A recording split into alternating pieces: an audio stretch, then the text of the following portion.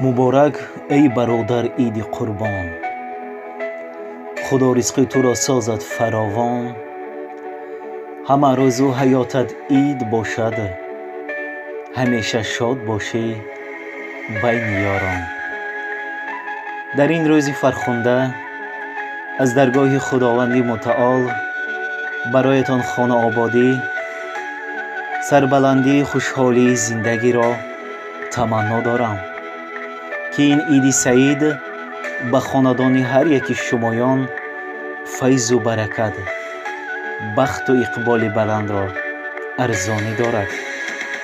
صد مهر و وفا میان یاران باشد، صد مهر و وفا میان یاران باشد، دوستان مرا خدا نگهبان باشد. عید سعید به هر یکی شمایان مبارک باشد عزیزان.